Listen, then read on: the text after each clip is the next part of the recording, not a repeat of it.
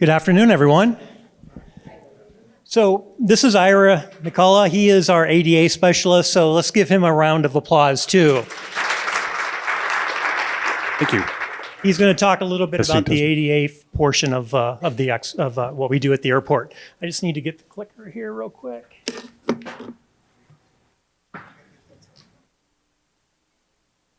Okay. So once again, I'm the Special Projects Administrator at Sky Harbor over safety and emergency preparedness. I recently got the safety hat put on too, doing emergency preparedness for quite some time. But everything except security is kind of in my wheelhouse when it comes to safety, emergency management. We work really close with the security folks, but it's all kind of one big partnership as we're going to talk about. So airports and icebergs, all right? This could go not only for an airport, but for any of your agencies, right? You know what they have in common? So you can't see the majority of what takes place. So for airport, for example, people are coming in, they're flying out to, go to visit grandpa and grandma, whatever. They see the ticket counter, they see the gate area, they see the airplane. But everything that Ira and I do, things that you guys all do behind the scenes is really the biggest part of that organization.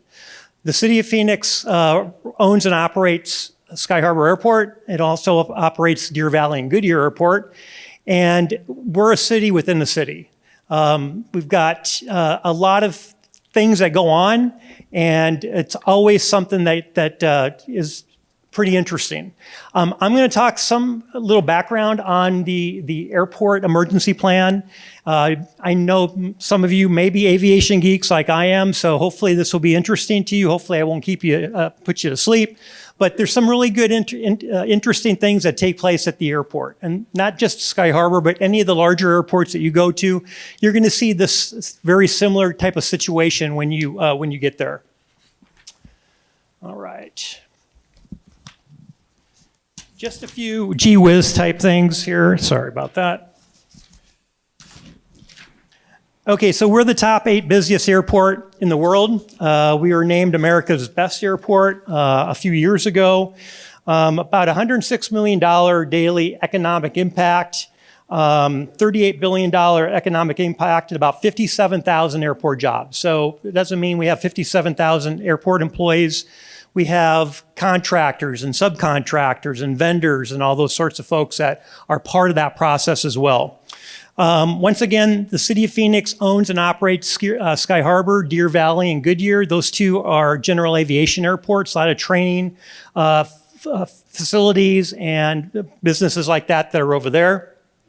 We've got about 120,000 daily passengers that come in and out of Sky Harbor.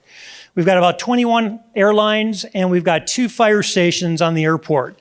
We have Phoenix Fire and Phoenix Police at the airport. So Phoenix Fire operates Station 19, which is solely on the airport. They respond to numerous different situations.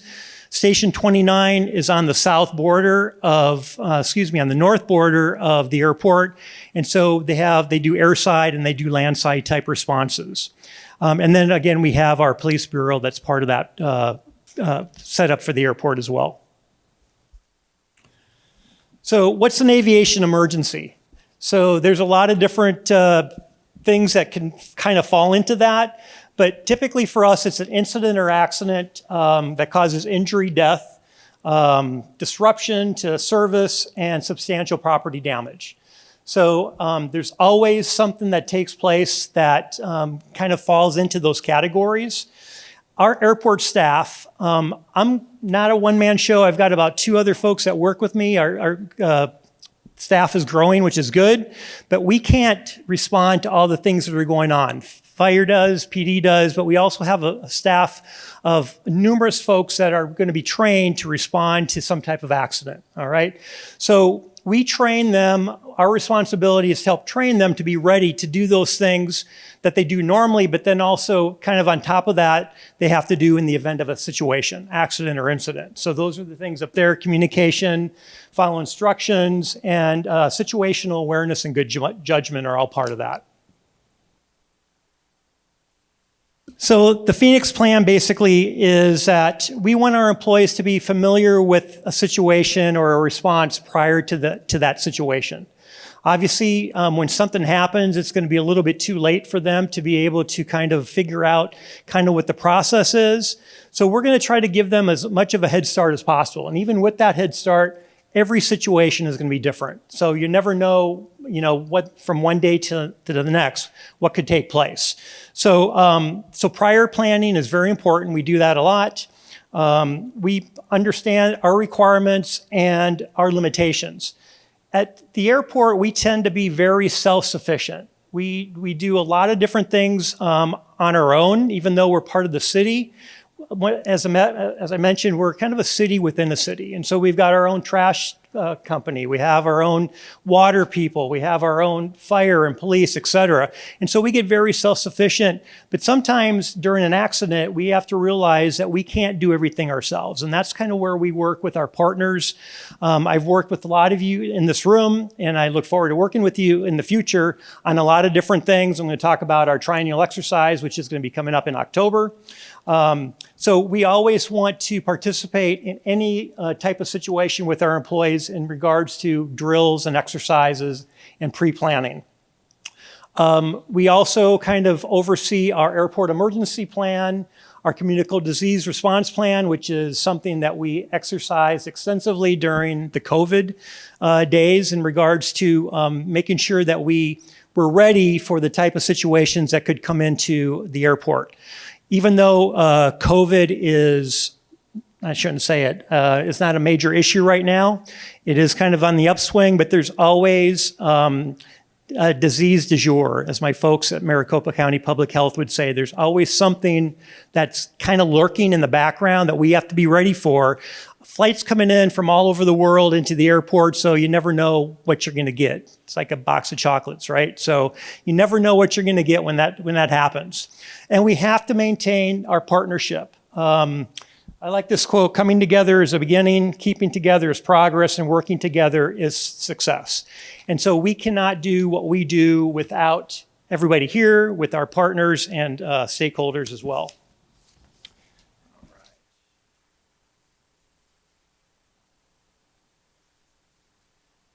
So some of the outreach that we have, and I'm not going to go through them all, but we have numerous partners, from the law enforcement and fire, from the airline industry, the Red Cross, the chaplaincy. We're part of the Coyote Crisis Collaborative. Our Family Assistance Education and Research Foundation is an awesome organization that provides us support in the event of not only an aircraft accident, but also if we have, let's say, an active shooter type situation. We will have care team members, we'll open up a call center. They do all that stuff for us if we need to. Our federal agencies that we work with, NTSB, the FAA, CBP, all those acronym agencies, they're all very important. As are the state agencies that we have. ADEM, Department of Health Services, Maricopa County Public Health as well for county. And then the cities, Tempe, Mesa, Phoenix, we're all part of that partnership responsibility that we work together. So a little bit, and I know Maddie talked a little bit about the NIMS. We try to follow NIMS. We're trying to get that kind of ingrained in our staff. It's a little bit different for some of our folks. The only ones that really get it sometimes are our police and firefighters. And so we really want to make sure we practice it. We do utilize what's called Unified Command, which is very similar, where we have somebody from aviation, somebody from fire, somebody from the police department, and a stakeholder. So if it's an airline situation, somebody from that airline will be part of the Unified Command. And really what we're looking for is a single coordinated response to that type of situation that we're doing. All right, our Aviation Emergency Operations Center. Just wanted to put this out there too. If anybody would like to take a tour of our command center, please, my information will be available at the end of the presentation. We are very interested in providing anyone a tour of the facility if you haven't had a chance to look at it. I know some of you have been there before. We've hosted meetings, but it's a state-of-the-art facility. It's about 4 years old. And we have our command center, which is right next to the emergency operations center. And so it's a pretty cool place, right, Ira? Anyway, but if you're interested, be glad to give you a tour of that. So basically, like any EOC, it serves as command and control. We work with the Unified Command team. The Unified Command is going to be out in the field working that event. So I just use an aircraft accident as an example. They're out there working with fire PD to get that process taken care of. The EOC is going to be in support of them, doing the backside, helping out with logistical support, looking at the daily operation of the airport as well. We want to get the airport back to operational status as quickly as possible, but we're also there to make sure that the responders are getting what they need for a response.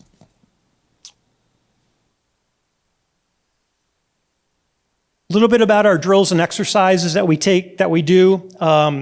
We do a bunch of different things, okay? So we do a monthly tabletop. What we do every year is we send out an email to a lot of our stakeholders, our partners, and find out what keeps you up at night.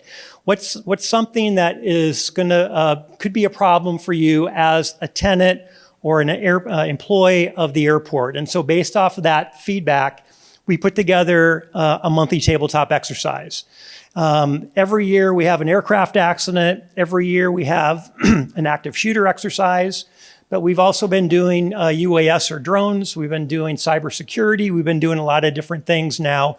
And communicable disease also is also going to be part of that as well. We do one yearly live exercise. I'm going to talk about that in a second. And then if a stakeholder, let's say the Air National Guard, which is another partner for us, are on the south side of the airport, if they want us to participate in an exercise, we're going to be there to help them out. They're doing an exercise this Sunday, an active shooter exercise on the base, and so we're going to have staff that's going to be there to help participate in that drill. There's only 2 federal required drills that we have to do. One is the AVSEC, it's aviation security.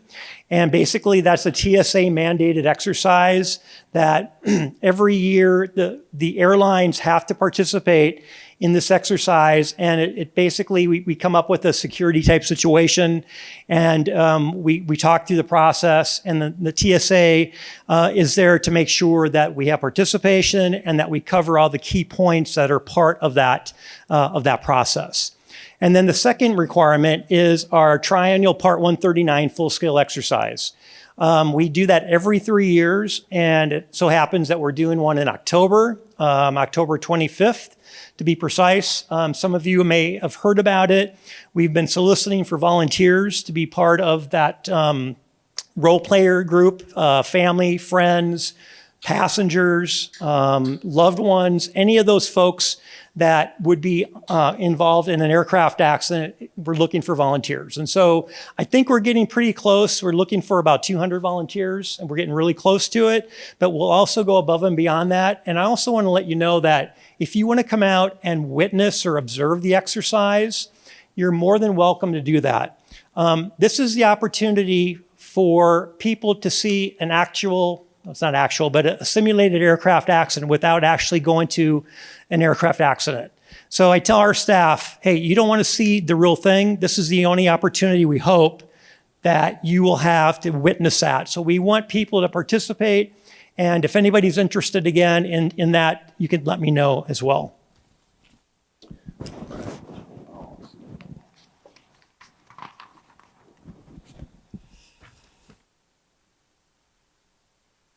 All right, our response types that we have. So we have we've kind of broken them up into incidents and mass casualties. So incidents, we've got security threats, breaches, natural disasters, different types of weather during monsoon season, which I know we're still in monsoon season, I think until the 15th of this month, something like that. We practice a lot. This year hasn't been that much with the monsoon, so we'd like to see a little bit more rain, but it's all good. So operational, water leaks. last week, we had a company in the rental car center, and they were redoing one of the rental car company's ticket counters, and they cut one of our water lines. And the water ran for about 35 minutes. I mean, this is a full water suspension system. And so it took a long time for the water to be shut off. So that's one of the things we're looking at to figure out why that happened. But it also is the type of things that we deal with every day at the airport. Hopefully not to that extent, but we do deal with those types of things. The communicable disease is also. And then our mass casualty we look at, we have any type of terrorism or active shooter. We do have Stop the Bleed kits in all of our AED boxes throughout the airport, and every employee that's hired at the airport has to watch the Stop the Bleed video. And so they kind of get an understanding of how that is going to work. Anybody could be brought to task to help out. And so that's why we thought it was important to have that available for everyone to watch. Also, if we have a SkyTrain accident or a bus accident, and then an Alert 3, and I'll talk a little bit about that real quick. So these are terms that the FAA uses, and this is kind of gee whiz stuff to let you know, but an Alert 1 indicates that an aircraft is having minor issues. An Alert 2 is an aircraft is having major difficulties, so that would be maybe an engine that's going out. An Alert 1 would be maybe a small aircraft that's having a minor issue. And then an Alert 3 is an actual crash, that a fire or high potential of a crash is going to take place. So luckily, we don't see the Alert 3s very often. We had one a few days ago at Deer Valley. It was, they have a lot of student pilots out there, and so not to say that the student pilots aren't good, they are, but there's more issues with them. We have an Alert 1 and an Alert 2 at Phoenix at least once or twice a week. So typically, and my boss always likes to say, an Alert 2 can turn into an Alert 3 very easily, so we always have to be ready for those types of things. So this is an Alert 3, and I want to talk real quick about our post-disaster family assistance. So I don't know, many people remember America West. America West merged with US Airways, and it's now part of American Airlines. But I was working for America West at the time. I was a care team manager, and I trained our Go Team folks. And so basically this plane landed back in 2002, had a nose gear issue. The nose gear collapsed when it landed. And as a result, this was an Alert 3. No fatalities, no major injuries. We had some minor injuries, and it was basically because if you see the picture, the slides in the back aren't reaching the ground.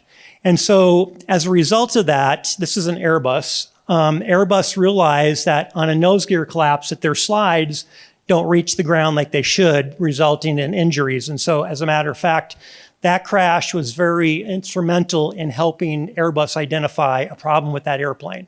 But so that was one of the incidents that we prepare our team for certain types of things.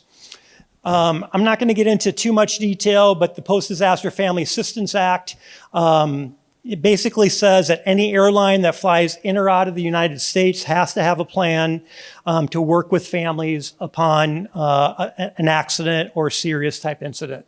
And so those are the things that we have to be ready for at the airport.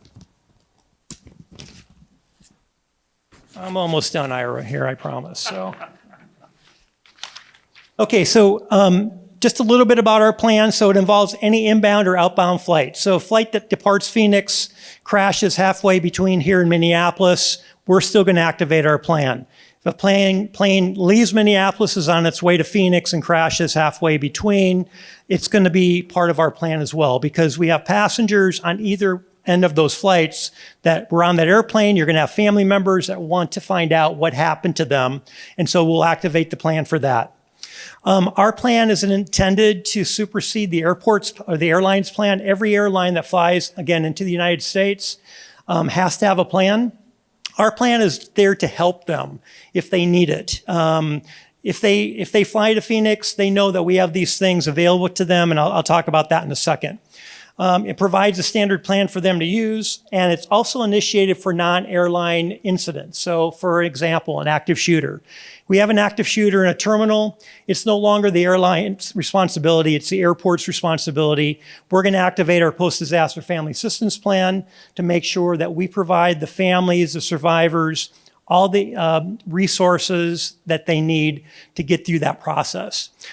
We're about to start a family assistance care team for the airport, and those are going to be specially trained members that work at Sky Harbor that will be there to work with the families upon a certain situation, particularly for a non-airline type accident. So the types of things that we provide to the airline members is family safety and security. Our police will be there to provide support to them. During an accident, we know the media is going to be all over the place. They're going to be trying to get in interviews with family members, et cetera. Our police department is going to be there to help prohibit that. I don't know, you can't do it 100%, but they're going to be there to help with that process. Also transportation. We're going to be busing folks from the different locations. We'll pull buses out of our fleet and make sure that they're available for anybody to kind of get to and from the locations from the airport. And those locations include our Friends and Relative Center. We have a Friends and Relative Center in each of our 2 terminals. And basically that's where the folks go initially. They're driving in, they hear about the accident on the radio, if you're still listening to the radio or on social media, and they're going to drive to the airport, they're going to jump out of their car and come into the ticket counter of the airline that had the accident and says, my brother was on that airplane, what can you tell me about it? So we want to get them out of that environment because a lot of public interaction will be there. We take them into a secured location and we provide that information to the families from either the airport and the airline will work together on that process. Our passenger gathering area is located at the Air National Guard Base. This is a short-term facility, as is the FRC.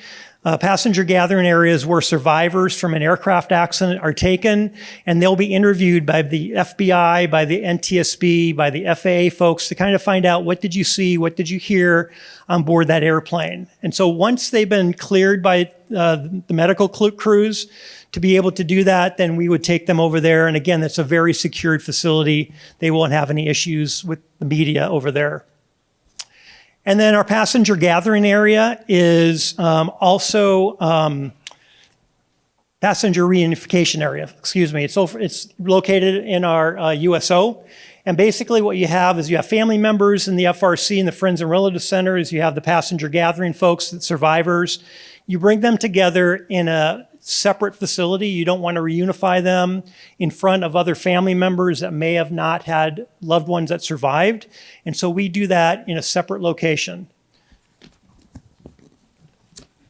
And then finally, we have our FRC, AFAC, I'm sorry, Family Assistance Center, and that's a long-term facility. And basically, it's where we take the survivors, we take the family members, we take all those folks for more of a long-term care and for some assistance from the airline or from the airport to kind of help answer a lot of those questions.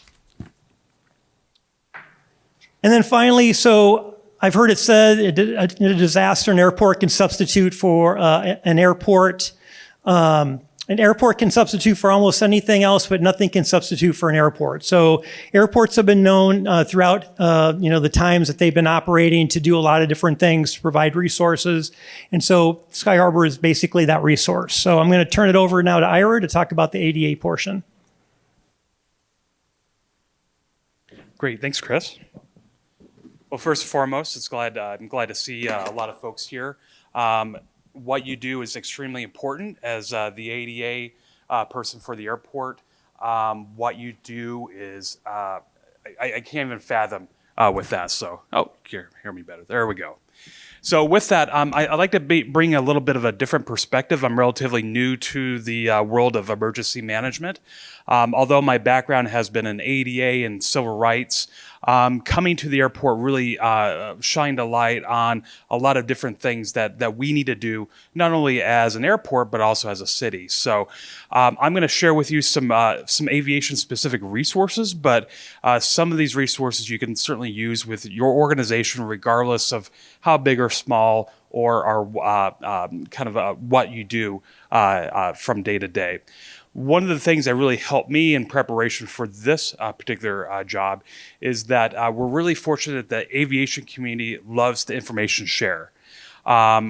One of the things I routinely do is email and interact with other ADA coordinators throughout the United States.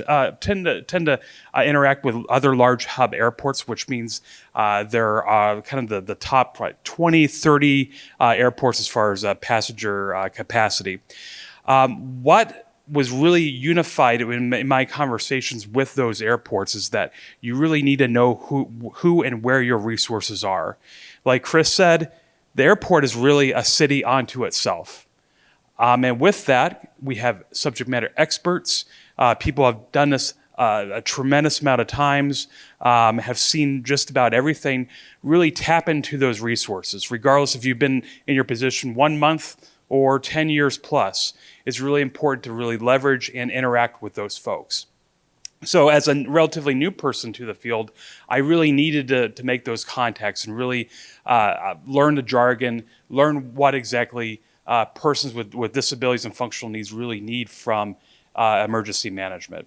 So some of the other feedback that I got from other airports is that kind of going back to that information sharing point I made, we're really fortunate to have what we call an airport cooperative research program.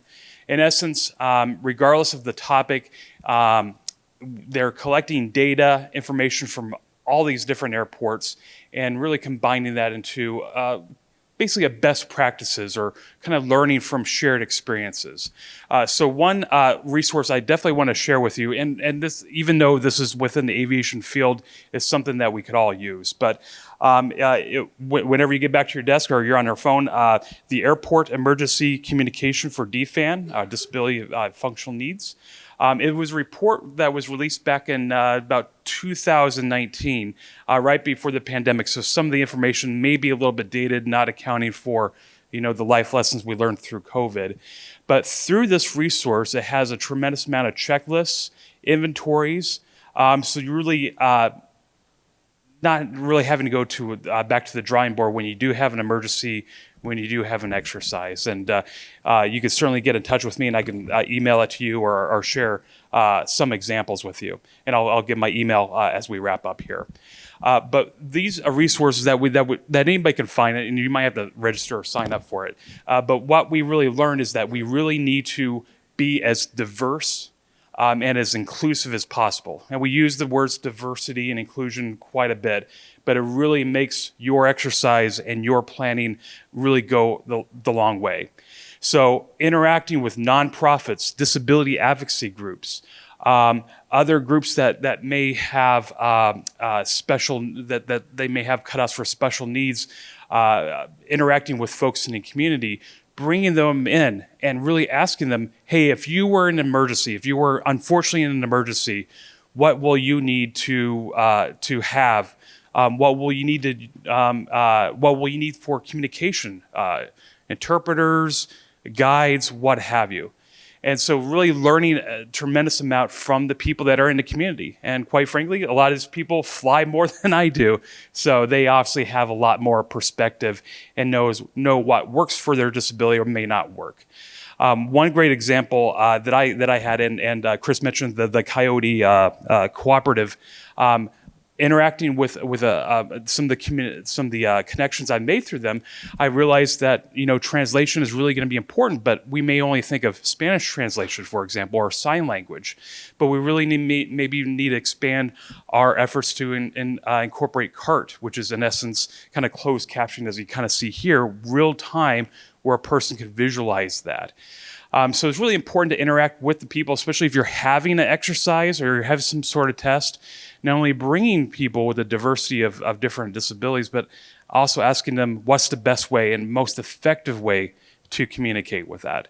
And you may get different responses, and you might have to look at your resources and really kind of drill down what specifically you need. So just knowing what your population needs will really go a long way.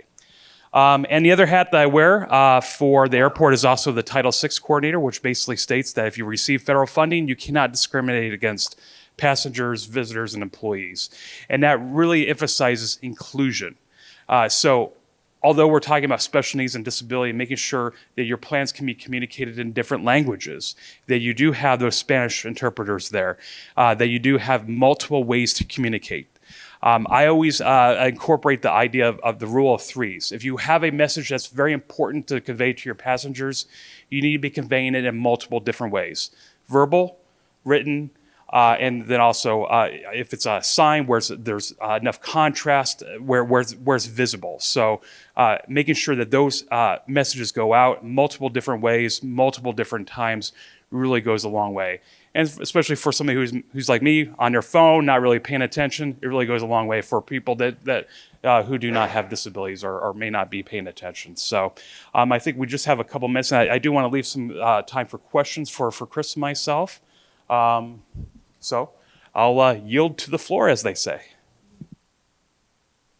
One thing I just wanted to mention too is I mentioned there's about 120,000 people that come through Sky Harbor every day. In that amount, we have a huge population that are elderly. We've got functional needs. We've got children. We've got folks with other disabilities. So what we're talking about is things that we practice every day and that we work with every day. Some days it's easier than others, and some days we're able to do it ourselves. Some days we may need to get assistance, but we typically work with those in need quite frequently at the airport. So. Any questions? So when the propane tanks were exploding, did you guys have to enact an emergency plan, or kind of how did you deal with? That's a good question. So as a matter of fact, you would think we did, but we did not have to. We the fire folks were awesome that were on scene. They were relaying information to our team at Sky Harbor, and basically giving us a play-by-play. The flights were not hindered by the smoke or anything, which would have been a major issue. If the wind was blowing differently that day, we would have had to shut down the airport, or at least one of the runways, and then we would have had to, figure out kind of the next step as far as where we're going to divert the flights to, that sort of thing. We were ready to do it. We had a virtual emergency operations center activated just in case, but luckily, because of the partnerships, again, we were getting information real time and very regularly. It all worked out really well. It helped that the wind was blowing north too, I think. Yeah. But you weren't the ones controlling that, I hope. No, not. Any other questions? We've come up on our time here, and I just have to say, I can't think of too many businesses, locations in this world that are affected by things that happen thousands of miles away. And often airports will get a bad rap because of situations that are happening in other parts of the country or the world. So I just want everybody to remember, we have the friendliest airport in the world at Sky Harbor. And we want to make sure that, we realize there's a lot that goes on behind the scenes for that. So thank you both so much.